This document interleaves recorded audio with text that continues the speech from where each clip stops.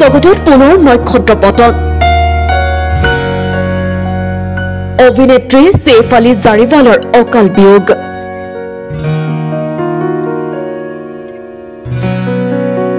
বিয়াল্লিশ বছৰ বয়সতে অকাল মৃত্যুক সাবটি লয় সৈফ আলীয়ে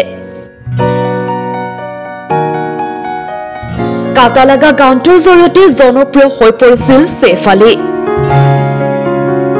হৃদযন্ত্ৰ বন্ধ হৈ কৰুণ মৃত্যুক সাবটি লয় অভিনেত্ৰীগৰাকীয়ে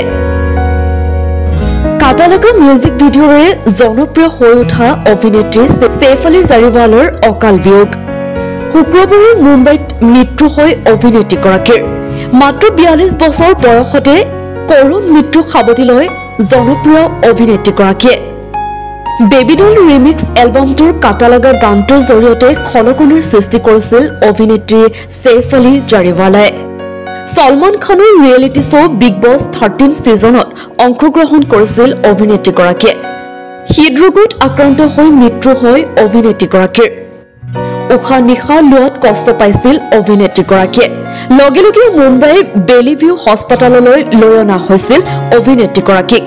কিন্তু তাৎক্ষণিক চিকিৎসাৰ পিছত সৈফ আলীক কিছু সময়ৰ পিছতে মৃত বুলি ঘোষণা কৰে চিকিৎসকে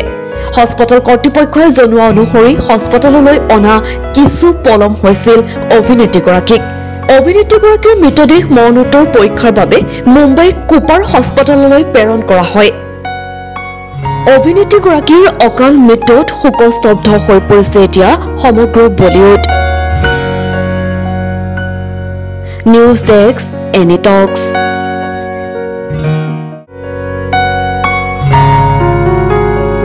মনোৰঞ্জনৰ জগতত পুনৰ নক্ষত্ৰ পতন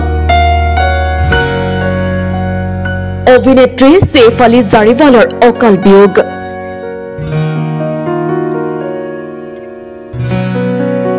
বিয়াল্লিশ বছৰ বয়সতে অকাল মৃত্যুক সাবটি লয় সৈফ আলীয়ে কাটা লাগা গানটোৰ জৰিয়তে জনপ্ৰিয় হৈ পৰিছিল সৈফ আলী হৃদযন্ত্ৰ বন্ধ হৈ কৰুণ মৃত্যুক সাবটি লয় অভিনেত্ৰীগৰাকীয়ে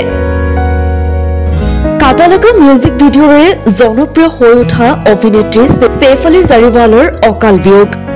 শুক্ৰবাৰে মুম্বাইত মৃত্যু হৈ অভিনেত্ৰীগৰাকীৰ মাত্ৰ 42 বছৰ বয়সতে কৰুণ মৃত্যুক সাবটি লয় জনপ্ৰিয় অভিনেত্ৰীগৰাকীয়ে বেবিডল ৰিমিক্স এলবামটোৰ কাটা লাগা গানটোৰ জৰিয়তে খলকনিৰ সৃষ্টি কৰিছিল অভিনেত্ৰী সৈফ আলী জাৰিৱালাই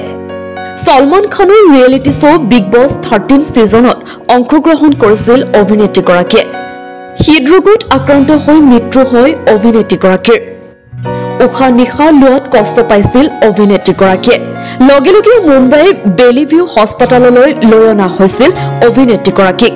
কিন্তু তাৎক্ষণিক চিকিৎসাৰ পিছত সৈফ আলীক কিছু সময়ৰ পিছতে মৃত বুলি ঘোষণা কৰে চিকিৎসকে হস্পিটেল কৰ্তৃপক্ষই জনোৱা অনুসৰি হস্পিটেললৈ অনা কিছু পলম হৈছিল অভিনেত্ৰীগৰাকীক অভিনেত্ৰীগৰাকীৰ মৃতদেহ মৰণোত্তৰ পৰীক্ষাৰ বাবে মুম্বাই কুপাৰ হস্পিটেললৈ প্ৰেৰণ কৰা হয় অভিনেত্ৰীগৰাকীৰ অকাল মৃত্যুত শোকস্তব্ধ হৈ পৰিছে এতিয়া সমগ্ৰ বলিউড নিউজ ডেস্ক এনি টক্স